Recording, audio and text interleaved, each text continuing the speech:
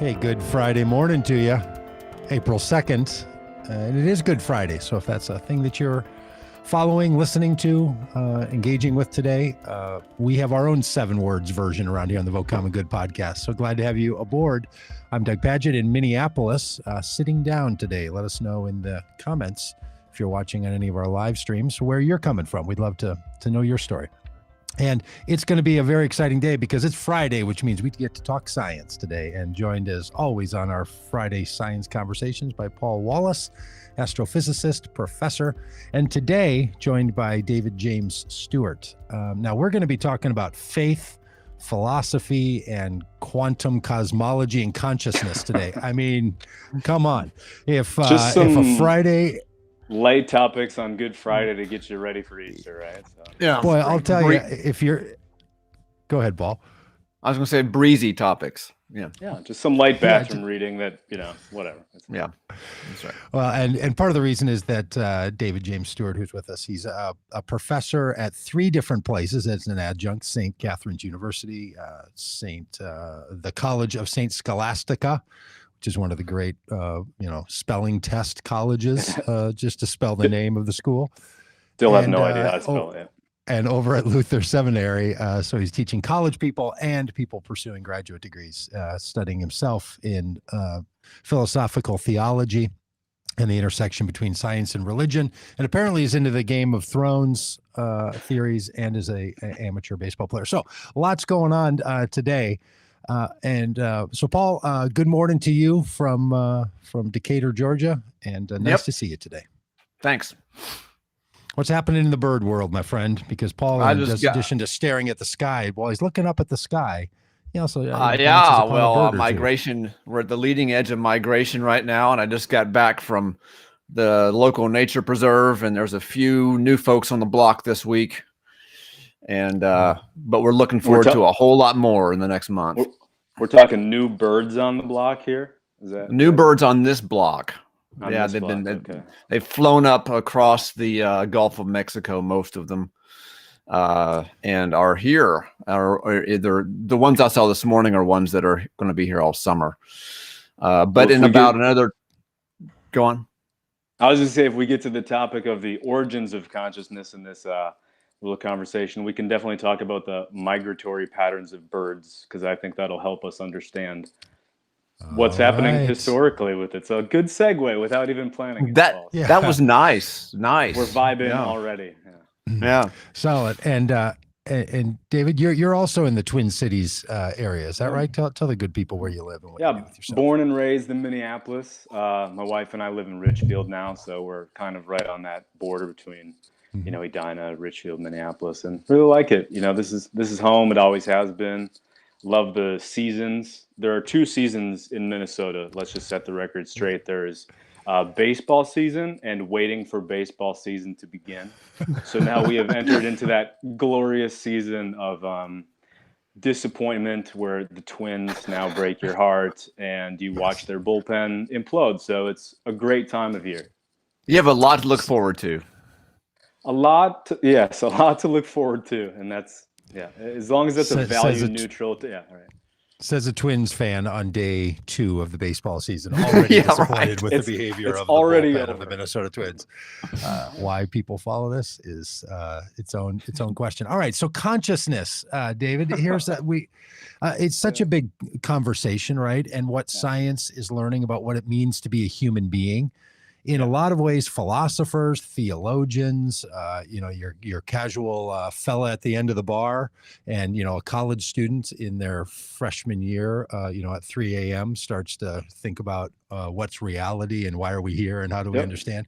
So it's just part of the human psyche for us to consider what does it mean to be human. So a lot of us do this on the casual, and then there are people like you and others who really understand how important this conversation is and why thinking about what it means to be conscious as a human being and how that differentiates us from our previous evolutionary selves and from the other living creatures in our world. It's kind of a big deal. Will you give us just a little primer on why, for people like you, the issue of consciousness and how you define it are important ideas?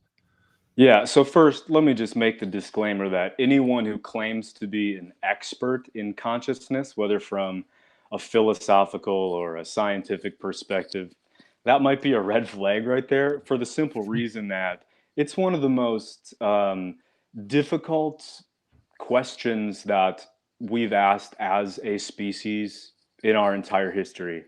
And we're not that much closer to figuring out what consciousness is from a scientific perspective, from a philosophical perspective, political, all the different perspectives, than we were maybe, with Plato and Aristotle and, early Greek philosophy. So we can do like all the defining of terms, and that's important.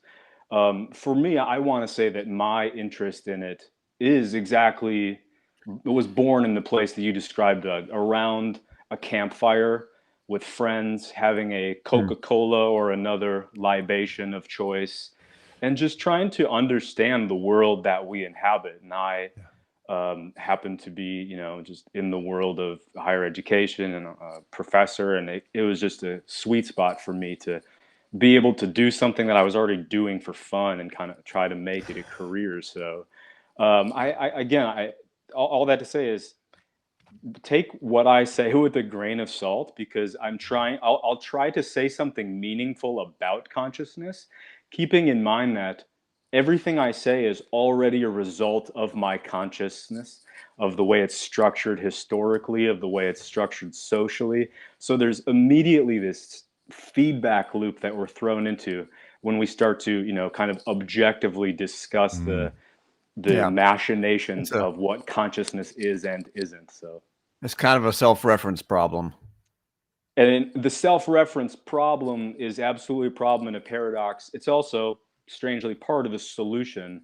And we can get into how, in my view, consciousness is essentially a feedback loop that became aware of itself and bootstrapped itself with other evolutionary tools.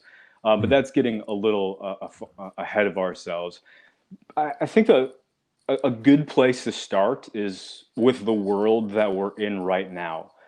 So we're in Minneapolis, and anyone who is paying attention to the world knows that the trial of Derek Chauvin is going on, with the murder of George Floyd. I just want you to imagine, Doug, Paul, whoever's listening, just in Minneapolis, and then of course in the state, in the country, probably around the world, what would happen to our collective sense of being and understanding and the way we inhabit the world if the former officer is found not guilty, or if he is found guilty?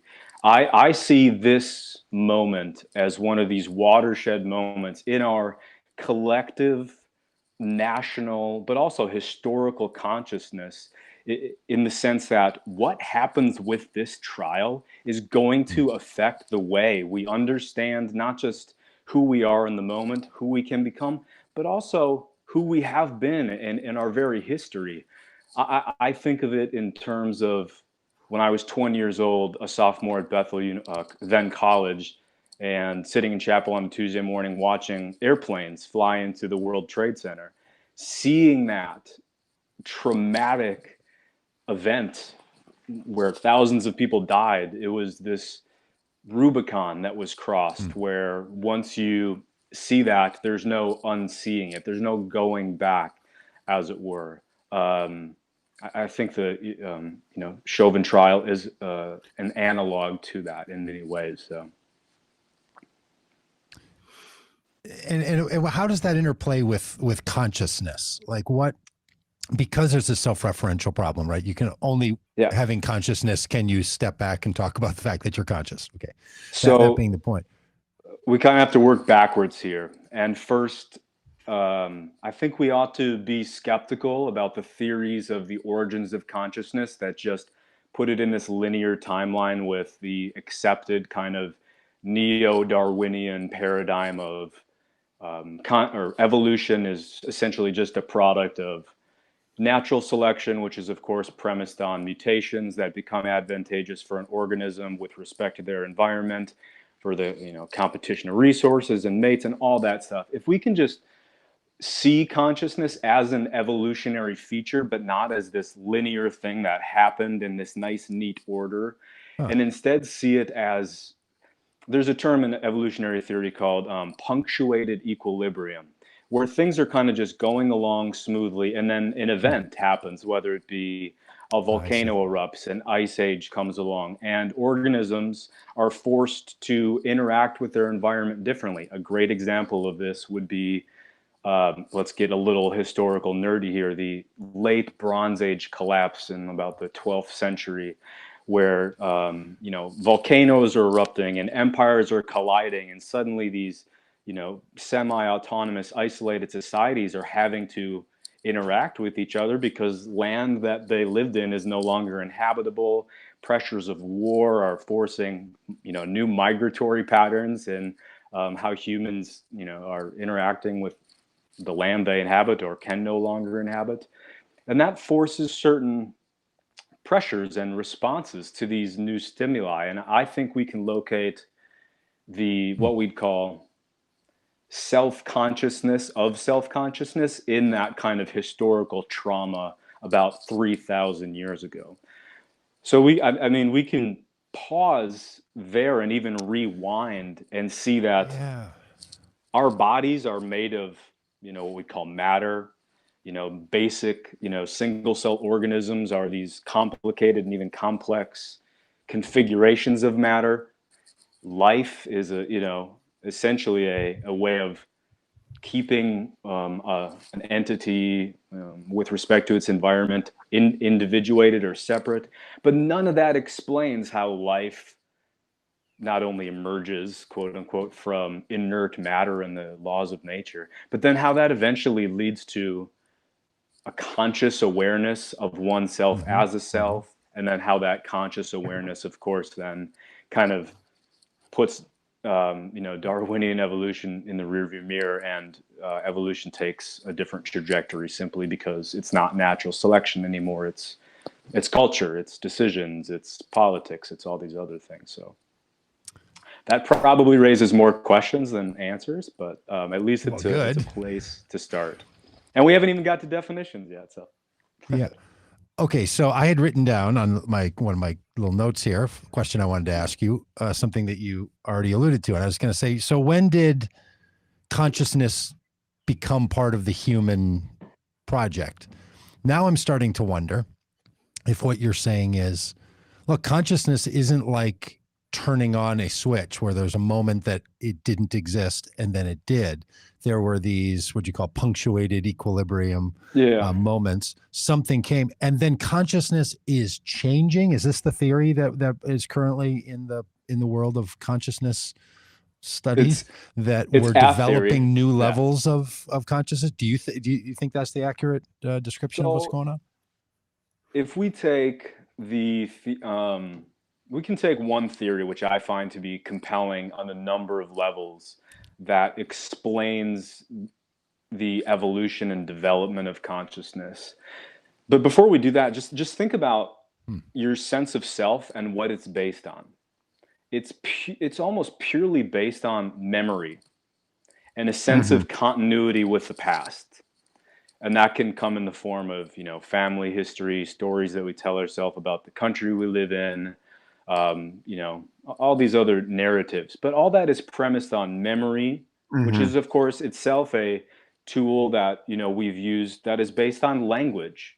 Language is a form of symbolic representation that is probably the single feature that differentiates the Homo sapien from other sentient life forms. So my cats, for example, they feel, they have moods, but I don't think they ever sit in the corner and have existential crises saying like, I am such a terrible cat. The pandemic is driving me crazy. My owners. You don't think cats sit there and think, I really wish I was a dog so people would really love me? No, cats do not think that. Actually think. I am not. Fair enough. Cat psychology to me is more complicated than the question of consciousness, but just as an analogy, we can see that, so Rene Descartes, let's go back to, kind of the Enlightenment time where a lot of this started, where Western philosophy has really developed. The scientific revolution's well underway. We have, kind of this poster boy for what a modern understanding of consciousness is, and that's Rene Descartes, the French fellow who takes a lot of blame for the wrongs in our society, unfortunately. But he, in a book called Meditations on First Philosophy, said essentially, as a way of founding his argument for everything that he was going to say, said in Latin, cogito ergo sum, in English, I think, therefore I am. And the core of Descartes' argument is that if you are thinking, if you are having the thought, you can doubt everything about your world. You could be a brain in a vat. That's kind of a philosophical thought experiment that's been popular. More recently, you could be a body that's plugged into the matrix, and all of your experiences are just the result of really sophisticated AI keeping you alive to harness your body's energy as fuel, whatever. That would make a great movie, by the way. That would make a great killer movie trilogy. And if we could just get someone like Keanu to be, anyway. Probably one great movie and then a slow slide into ridiculousness by a slow slide into some pretty interesting dialogue choices. Yeah. So the idea that Descartes just nailed is that if you are thinking, at the very least, you cannot doubt that you are having thoughts, and therefore it is actually doubt that creates kind of a foundation for a sense of certainty that I think, and therefore I exist. What Descartes misses, and he's a child of his times, we can't hold him to 21st century standards, is that like most things that we're learning about, whether in consciousness studies or whatever, is that most of these things are social phenomenon. So consciousness is not just something that happens to an individual, it happens communally, and probably communal consciousness comes first, individual consciousness later. There's an African philosopher by the name of John Mbiti who echoes Descartes' famous axiom, but gets at more of the heart of the matter when he says, we are, therefore I am. So I think if we combine those two ideas, that I think, therefore I am, and the ability to doubt, even the genuineness of saying that seems to validate the idea that I exist. And then Mbiti's notion that, well, our sense of self, our sense of consciousness even, is call it a gift of communal interaction and intersubjectivity. So even just that basic, I think, therefore I am, all the philosophical problems that come with it, it's a good place to start, because it shows that the act of interrogating the notion of consciousness is an act of a conscious being itself.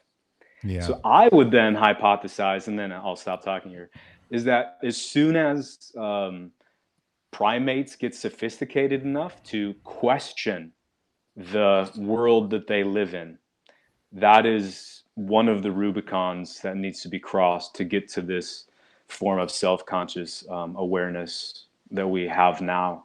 That, again, every individual needs to achieve on their own.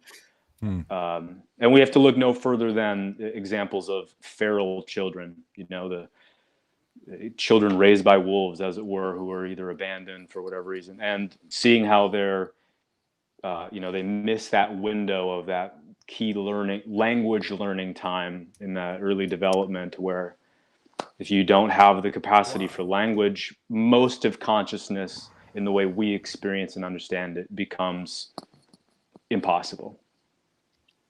So are you saying that you would describe feral children as barely conscious? Or, I mean, because I don't know, this is a whole new idea to me. I've never read such studies or learned about it.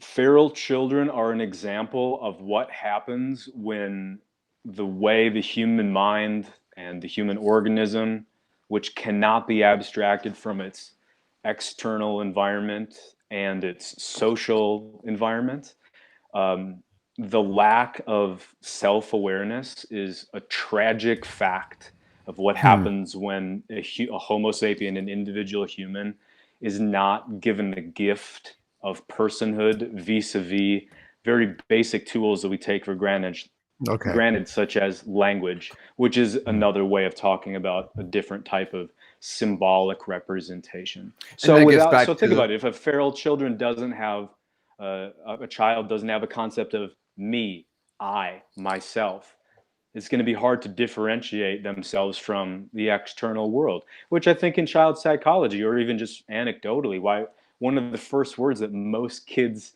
say when they're, learning to talk is something about mama, right, or, dada, or me, right. mine.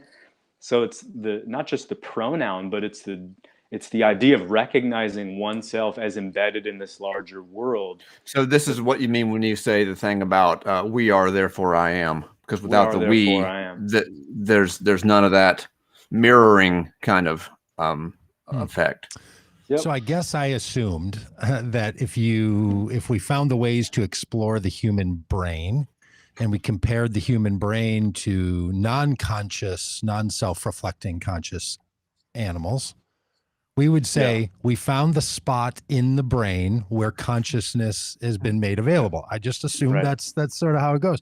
You're suggesting that perhaps that's not the case, that there's a capacity there, maybe biologically, neurologically, but it's socialized, it's socially constructed. Yeah, I mean, that's very well said. And we can put this in the official kind of philosophical nomenclature by dividing the question of consciousness into what has been called the hard problem and then the so-called easy problem. So if we start with the easy problem, that's really where we look at what is neuroscience telling us about the function of the brain as it pertains to how we assimilate and interpret sensory data from the external world. And we're making a lot of progress in that arena that will open up avenues to explore more sophisticated artificial forms of intelligence, which we're already getting into with self-driving cars, with robots who, like Siri and Alexa are, just disembodied forms of that. So the easy problem of consciousness is by no means easy, but it's at least tractable in the sense that there is a clear, scientific, empirical way of approaching these different problems. And most of us know the story of Phineas Gage, a railroad worker who had this explosion happen and a railroad tie went through his head, and somehow he survived, and his entire personality changed through that very, obvious brain trauma. So we know that selfhood, personhood is related to what's happening in that, organ between our ears. But that doesn't tell us anything about why we experience things, or even more importantly, why we experience certain things as the way we experience them. And a classic example of this is we can, understand from the perspective of physics and even neuroscience how a particular part of the light spectrum is interpreted as the color red.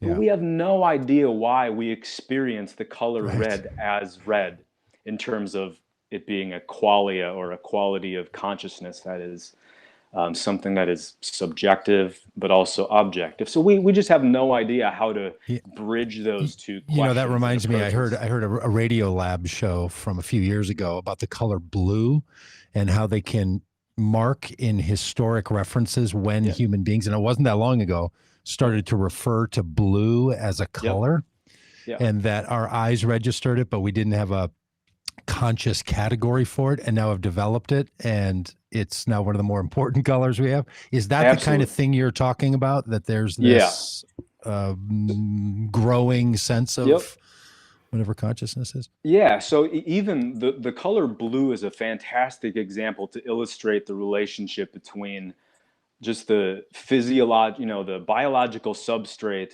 of, the brain, and then what happens when the brain and the mind and the body, and that's, embedded in this environment, deals with language to try and make sense of the world. A great example is I believe it's Russian language. They have we have blue, and then we'll talk about, navy blue or sky blue. So our language with respect to blue in English can become more granular, but baked into, I believe it's Russian, is already a differentiation between different types of blue that have totally different names. So it's not shades of blue. It's like navy blue and, sky blue are different colors.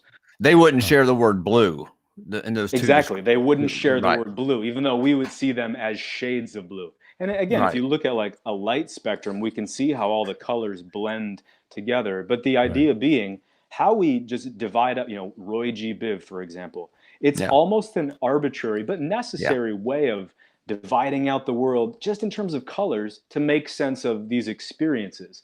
And there's nothing necessary about Roy G. Biv, and the example of the different blues and these other languages is a great example of that being a construct. But of course, objective in the sense that we're seeing that light. It's interpreted, in process. It's just named different. It's given a different symbol, if you will, in terms of the language, and then of course how that functions. I've got a question. I'm about to leave here in just a couple minutes, but before I went, I wanted to drop a question for you, David, and that's this. I noticed that you're very interested in consciousness, and you're also interested in quantum mechanics. For those of you who are listening who don't know, quantum mechanics is basically the physics of very, very small things, molecular sized and smaller, large molecules and smaller. And the rules governing quantum mechanics are not the same as the rules governing big things like cars and, pendulums and things like that. They're altogether different. And from our perspective, they're altogether weird. So my question, that's what quantum mechanics is. So my question for David is, do you think that consciousness, essentially from a physical point of view, has a quantum mechanical basis? Is it based in these? Is it something that must be quantum mechanical? I think a lot of if you were to type in quantum mechanics and consciousness in Google, you're going to get a whole lot of books that are on Amazon and blogs that are. No, I don't think consciousness can be explained in terms of quantum mechanics. Quantum mechanics is a theory that was developed by necessity when, around, early 20th century, before that, even when it was realized that certain, phenomenon in the physical world weren't being adequately fully described by classical Newtonian physics. So I would actually say that it's not that quantum mechanics just describes small things and, general relativity or, classical physics is for big things. Actually, quantum mechanics is a fuller description of the world. We don't need to use it to, measure the speed of a car going down the road, because classical mechanics is a good enough approximation for all intents and purposes that, we could use. Why I think consciousness and quantum mechanics go together in terms of answering the question of consciousness and even having a deeper, more robust understanding of quantum mechanics, which, if we just pause and remind ourselves that one of the great quantum physicists ever to live, Richard Feynman, just said famously, nobody understands quantum mechanics.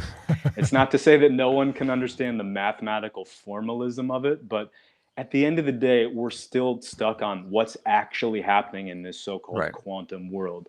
So to answer your question, the link there is that in quantum mechanics, we see an irreducible relationship between the subject, or as it's often referred to, the observer, and in a given experiment, the measuring apparatus. And so we have the famous, two-slit experiment where a single photon of light passes through, we could get into all that. But the idea is, from just a 10,000 foot view, quantum mechanics is forcing us to rethink the relationship between the individual subject and the ostensible external environment, such that we cannot do quantum mechanics without accounting for the subjective stance of the observer, of the scientist. And we get different results if we, almost like close our eyes and then observe the experiment at a different time. It like retroactively changes what's happening. So the trick, and I think the really difficult paradox with quantum mechanics, is that it subverts our normal kind of linear understanding of time, where you're right, at the smallest level of things, time doesn't operate in the same way. And we can even see that at the macro level, where if you put a clock in a jet that's traveling Mach however past the sound barrier, and then bring it back down to Earth, we're going to see what's called a time dilation in that clock. So the time actually moves at a different speed depending on the speed at which it's moving. So the speed of light, about 186,000 miles per second,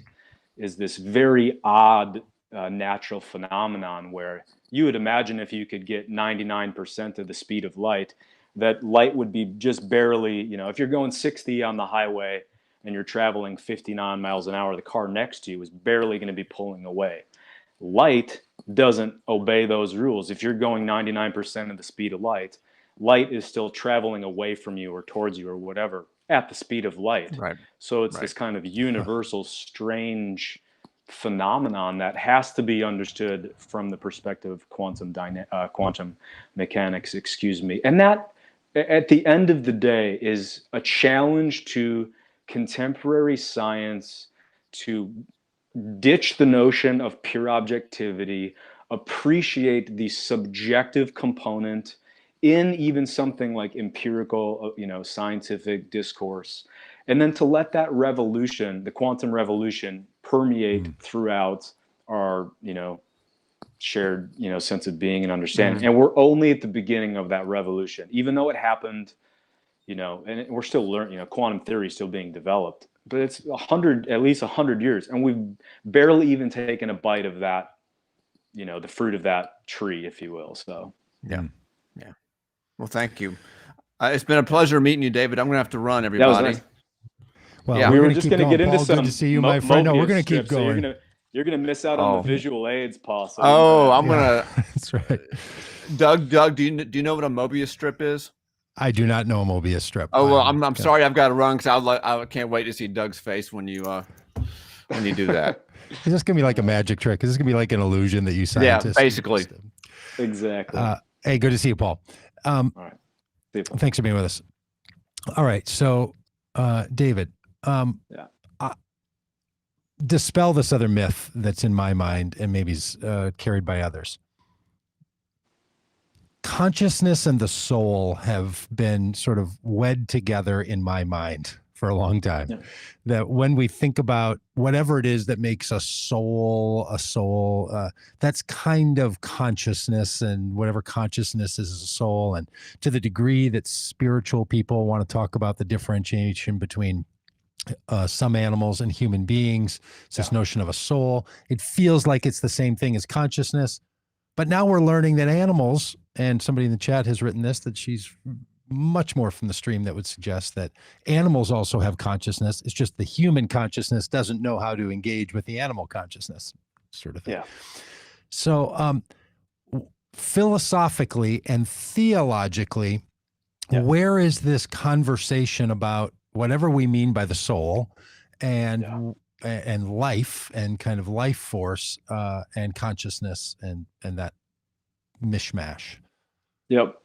So let's go back to Descartes for a second. And this polymath who, set the stage for much of what was going to happen and, the advent of the modern world, he had these interesting ideas about how, mind and matter interacted with respect to consciousness, and his ideal that it was kind of the pineal gland in the brain that was kind of the locus or nexus of these two different metaphysical worlds, if you will. I think we can throw that out. But one of Descartes' other kind of not crazy, but as product of his times, he thought animals were essentially just machines made of meat that had no subjective awareness. He didn't think they felt pain or had any sort of internal life.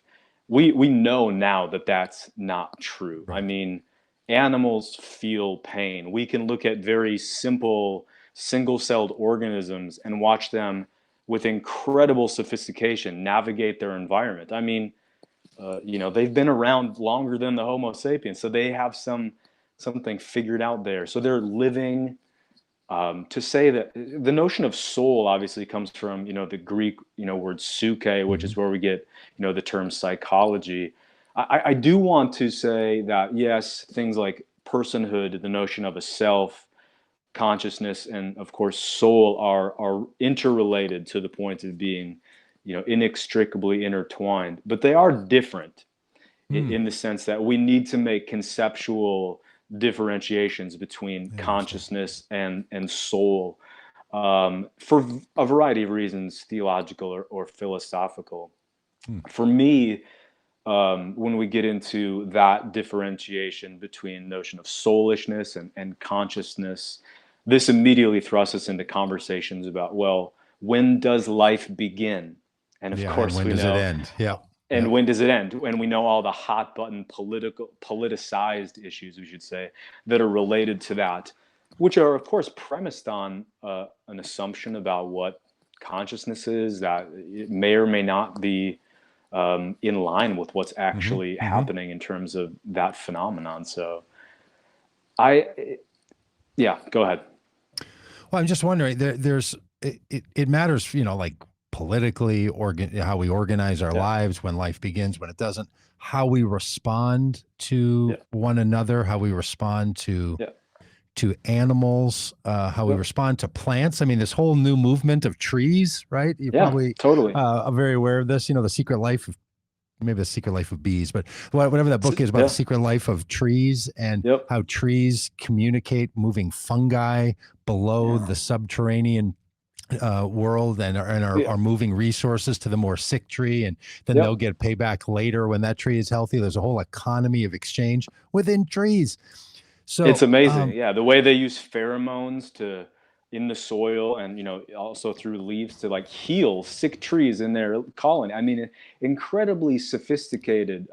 We have to call that a form of intelligence at the very least. I hesitate to say that it's a form of consciousness, and there is a theory. Okay, talk about that. I mean, just for a brief pause, because I know you want to say a thing about that. What in your language is different between an intelligence and and some level of communication and consciousness? Let's take the example of trees. They have been around longer than the Homo sapien creature, and we can see the inverse proportional relationship between us and trees very easily. If all the humans disappeared, trees would flourish. If all the trees disappeared, the entire ecosystem would be thrown into chaos, and humans would not be able to exist. They are the source of much of the oxygen we breathe, not to mention all the other, ways they're connected to the ecosystem. So I would say something like a tree has an incredible form of intelligence insofar as it interacts with its environment in sophisticated ways that allows it to, perpetuate its existence over long periods of time. I mean, so some of the oldest trees alive is thousands of years old. Just so much longer than a human life. But trees lack a very simple thing, and that's they don't have the capacity to symbolically represent the external world in the way that the Homo sapien does, vis-a-vis this tool of language, and then all the other worlds that opens up. So here then we see just kind of a break area, making the notion of intelligence more granular. And if nothing else, this conversation can help us to see that Homo sapiens, we don't have a monopoly on intelligence. Interesting. Okay, so try this little just thought experiment with me for a minute. 50 years ago, let's say, when I was a wee little lad. So in my lifetime, there were probably a wee little lad, like I was born in Ireland or something. Right, a wee lad along the North Sea. And there were probably people who were starting to say, I have a suspicion that trees have a level of intelligence, that plants, trees and other plant life have an intelligence that we're not tapping into yet. We're not fully understanding what's going on. with trees, right? And whole communities sort of maybe around this. And they were seen as like, no, they don't. I mean, even in my teenage years, I remember people starting to suggest this in popular culture, and really, really squashed. Now we can, with straight faces, have this conversation and know that no one can argue with us about the communication pathways between trees and a level of intelligence. So 50 years ago, some people thought it was sort of seen as crackpotty. Now it's seen as normative. Are there people who are saying, oh no, trees have consciousness, and other people are saying, come on, they do not. They'll go as far as intelligence, but not consciousness. And 50 years from now, in 2071, someone's going to be hosting, an interstellar communication podcast of some kind, and they're going to say, 50 years ago, people said there was no consciousness. So what I'm getting at is, and how primitive were those views, back then? Right? That's it. Are we just learning about consciousness because of our growing consciousness? Are we starting now to have more capacity to learn and understand? And so as humans develop, we will begin to see what is more what's actually happening? Or do you think, no, okay, on this one, there is something definitive about that a brain is necessary, or something in the Homo sapien category is necessary? That's a long, convoluted question, but do you see where I'm going with it? Absolutely. So in the philosophical world, there is a theory that's held by many brilliant thinkers called panpsychism. And at the heart of that hypothesis is that consciousness is infused into, in every nook and cranny of the created order is conscious in some way.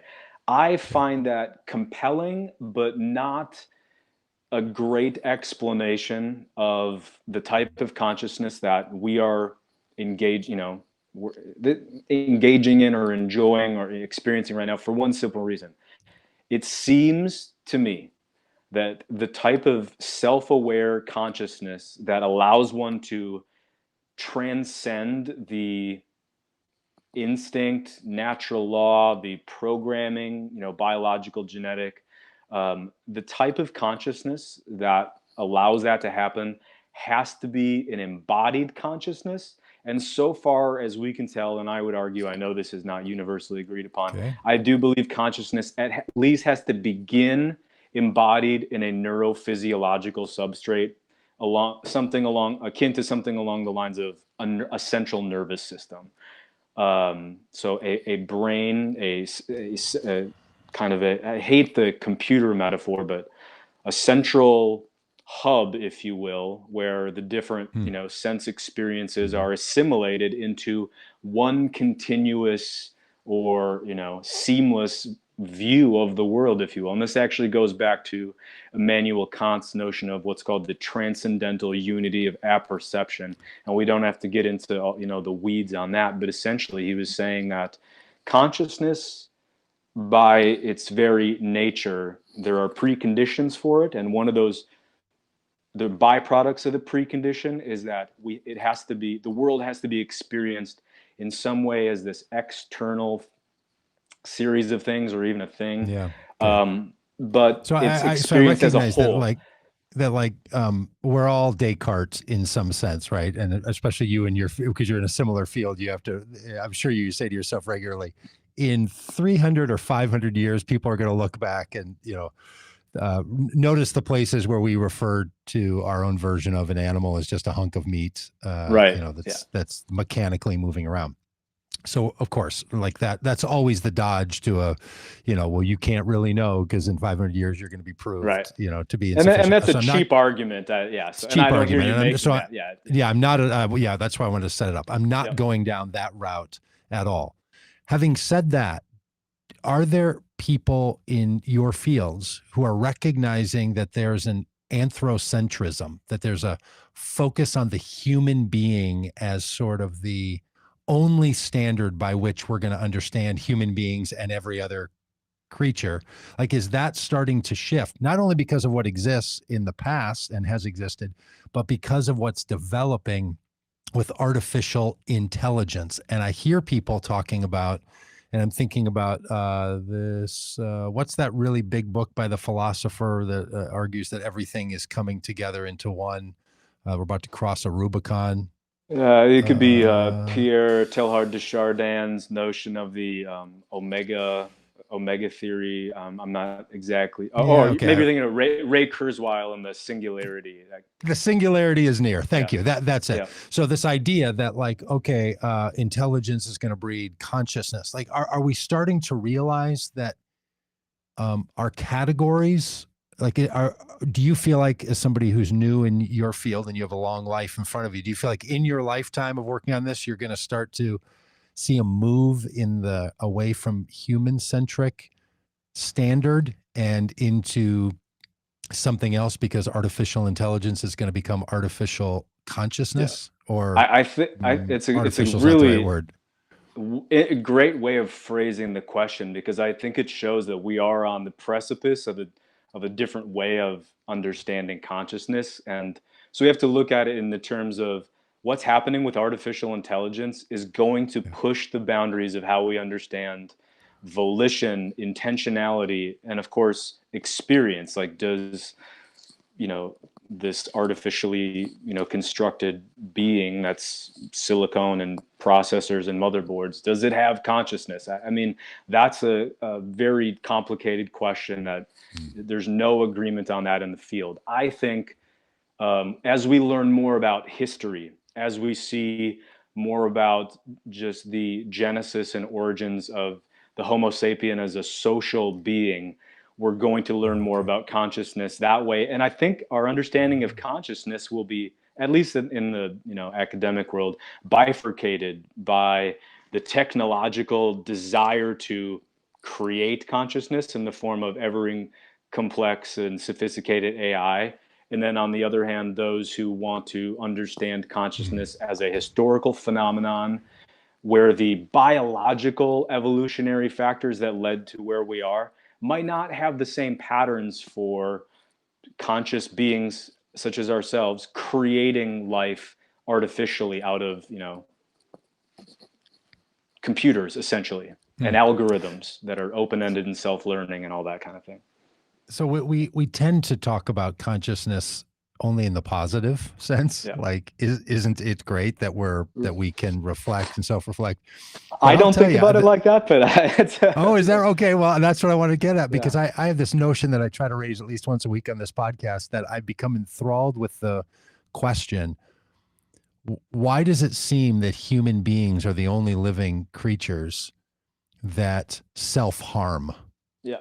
That we do things that we know harm ourselves physically, emotionally, psychologically. Like, why we live in self-torment seems to be a human-only action. And I can't speak to every possible animal, but comparatively, right. And harming one another for purposes that seem to have very little collective or personal benefit. Is that a shadow side of consciousness, or is that a part of, is that something that consciousness is meant to solve? Or how do you think about that perplexing question? For me, a fun way to respond to that question is to look at the Genesis narrative 1, 2, and 3, where we have the creation of the world. We have, the 6 days of creation where humankind is created on the last day. Everything's good, and then very good. And what we see in the garden narrative, I think, is a kind of microcosm of the advent and evolution of consciousness as a whole. So just at the textual level, we see the God character, just treating it as a text here. The God character gives a command to the Adam, which in Hebrew is earth creature. Adamah in Hebrew is dirt. So we have the Adam pulled from the Adamah to name the animals, take care of the earth, be its steward, etc., and basically do whatever you want. Just don't eat from that particular tree. So there's a prohibition not to eat from what's called the tree of knowledge of good and evil. Now, any parent knows that when you tell your little one not to do something, of course, that's the first thing they're going to want to do. It's like if you're on a high ladder and someone says, don't look down. Well, now I have to look down. Yeah, so right. in like, the don't look at narrative, the mole. Yeah. don't look. Moley, Yeah, moley, right. moley, mole. Yeah. That's traffic is caused by, gawking at things that we don't. So it's everywhere. But when Eve has this conversation with the serpent character, who basically just says, ask some really important questions, like, did God say that you would die on the, what did God say? And then, Eve, in Hebrew, mother of all living, and Adam, they eat from the fruit of the tree of knowledge of good and evil. What happens at a purely textual level is that we see these characters for the first time have what we call an ethical consciousness, because in the fruit, in the singular fruit of the tree, which is not an apple, by the way, read the text, is contained knowledge of good and evil. So you can't, at least in terms of a Judeo-Christian understanding of the world, you can't have knowledge of good without knowledge of evil, which doesn't mean evil has to be actualized. It just means the concept of it is a precondition for the concept of good, insofar as one becomes ethical only with respect to knowing or believing that one is doing the right thing as opposed to a less preferable thing. The next part of that is they're cast out of the garden. Why did they sin? Did they piss off God? No. If we read, it's because I think they were not ready to eat from the fruit of the tree of life, the other tree that's named in the garden. And so what we see, we can put it in terms of like developmental psychology, is these characters who have become self-aware. And what's the first thing that they notice upon? Well, first they hide, which says a lot theologically. They hide, and then they say, why are you hiding? The God character says, well, we heard you walking around in the garden, so we hid ourselves because we were naked. God says, well, who told you you were naked?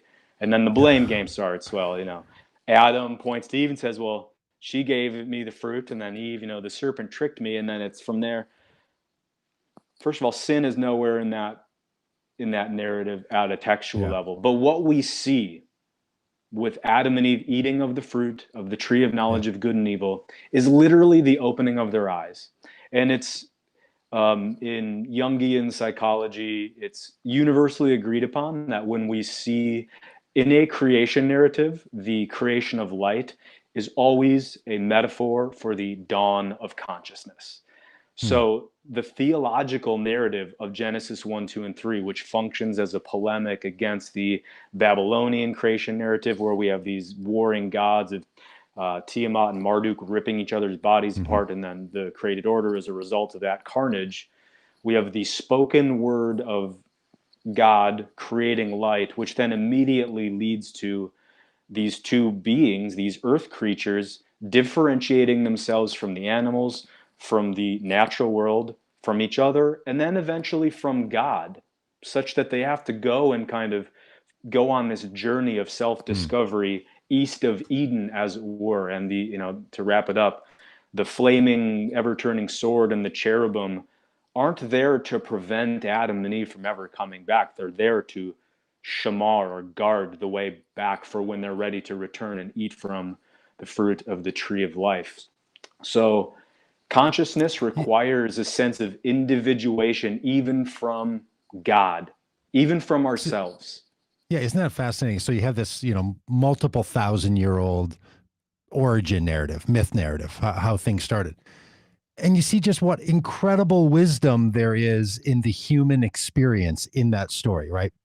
Separating it out from did it describe how things got here? I don't think that's the intention at all. It describes how things are right now. It's amazing how the human being for thousands of years has been trying to capture in story, song, passion, hugs, kisses, whatever, procreation.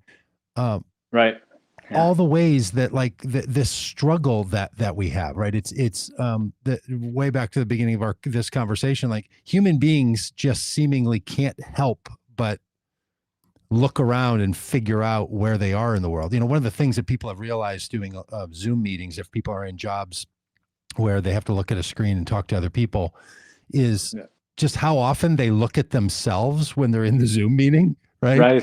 Yes. And sometimes you can even turn off your view of yourself because it's unbelievable how hard it is to not look at yourself. If anybody's ever been in a group picture, the first place your eyes go is you want to see yourself. Yeah. Yes. Unless your former girlfriend or boyfriend is in that picture, exactly. The first one you're looking at is you.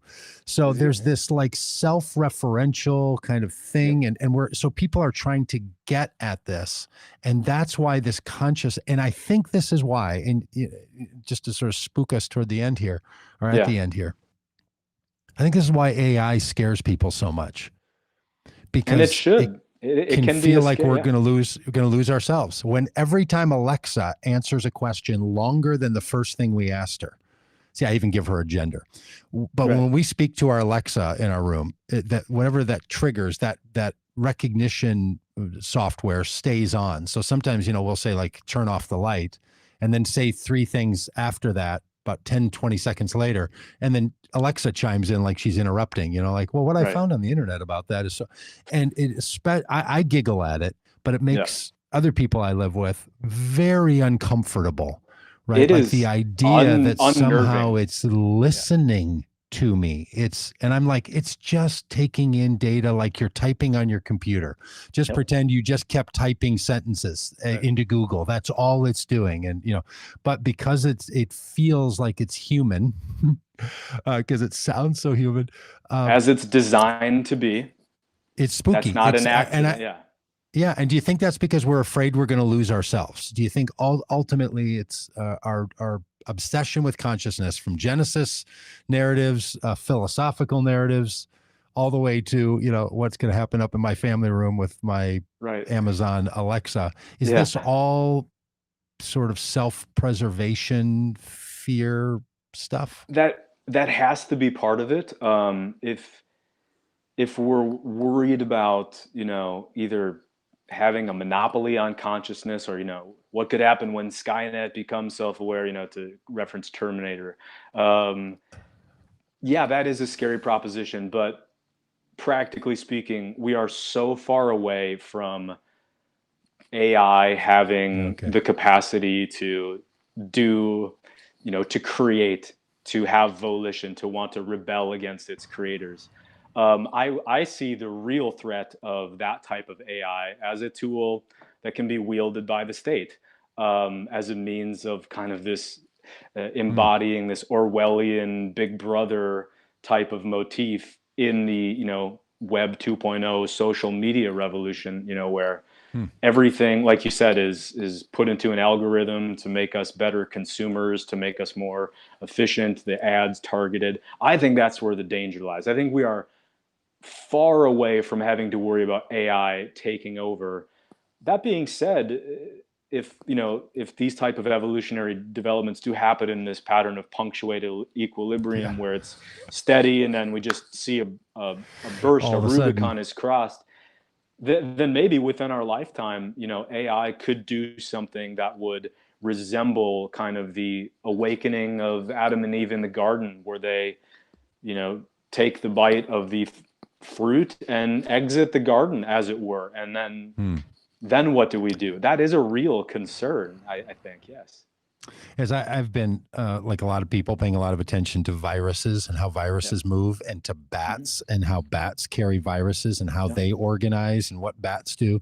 And so I'm less confident that we need a high level of advancement for certain intelligences to wreak havoc, because viruses tend to mutate and are communicating something and coming up with other variants and are adapting, whether it's the more common flu or the COVID the COVID disease, or just what's going on in the thousands of viruses that are moving. There's like, it doesn't take much to get over the hump of all this.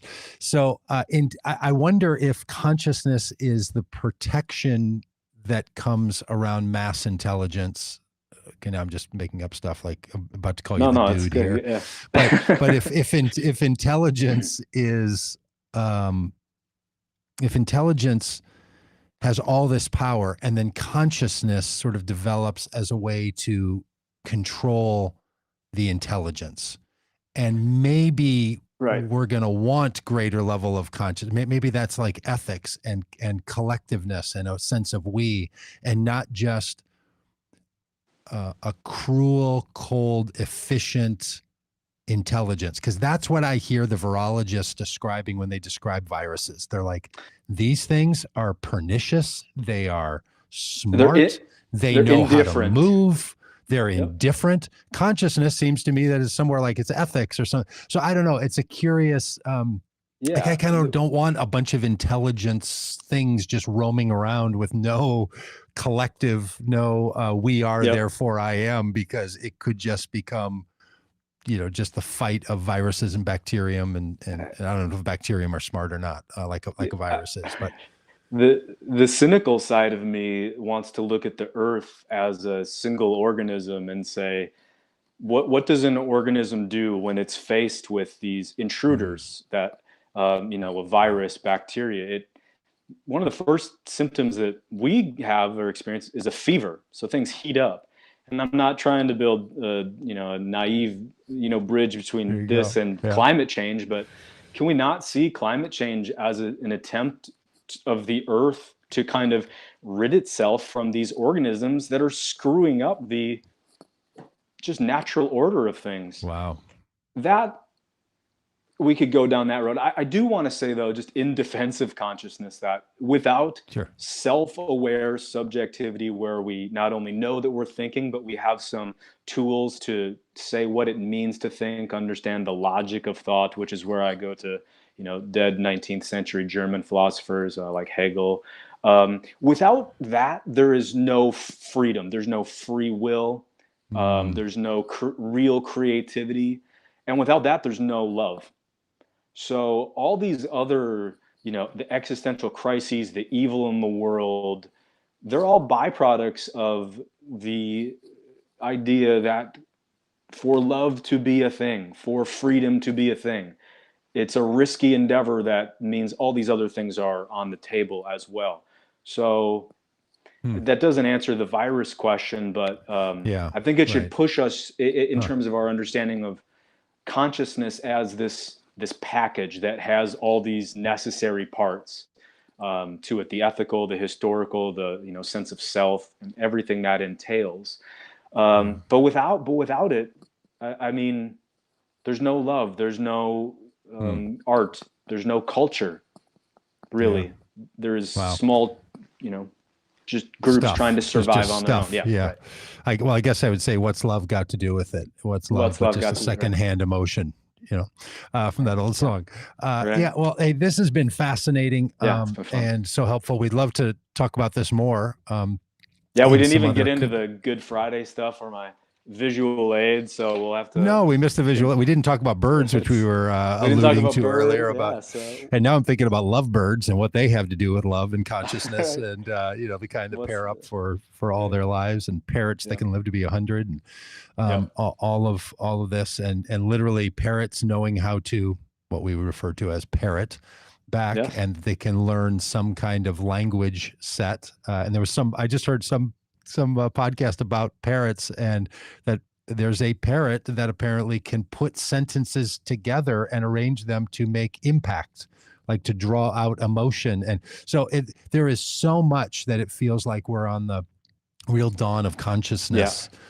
And that we didn't even get into the idea that how we speak about consciousness colloquially, like where someone says we have a awakening consciousness, or we're paying attention to awokeness, which is part of consciousness. So David James Stewart, still much to talk about in this world. So an open invitation to come back and do that in this particular place. And people can find you over on the internet. davidjamesstewart.com. I'm not super active on social media, shame on me, but that's the place if you want information on my books, publications, and all that. Let me say that you did that you do have a book out called The Truly Infinite Universe, which explores the implications of a cooperative reading between Hegel's speculative philosophy and Stephen Hawking's quantum cosmology. Yeah. So what if those two came together and made a baby? To put it in terms that people might actually be interested. It's the kind of stuff that you talk about around a campfire when you wonder, like, hey man, like, does space go on forever? And so that's what the book is. It is essentially an exploration of the most fundamental theological question. What do we mean when we speak the word God? And implied in that is an exploration of philosophy, cosmology, and of course, how conscious beings are capable of doing that in the first place. Incredible.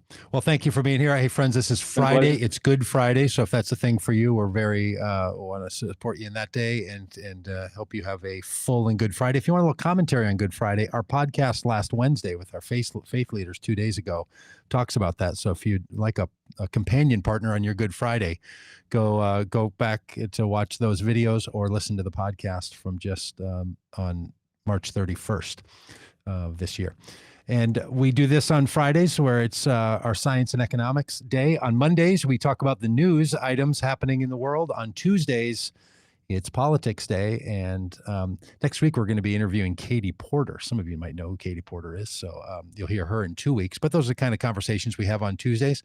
And on Wednesdays, it's that Faith Day that I mentioned where we have 4 of us as working pastors in the Christian tradition.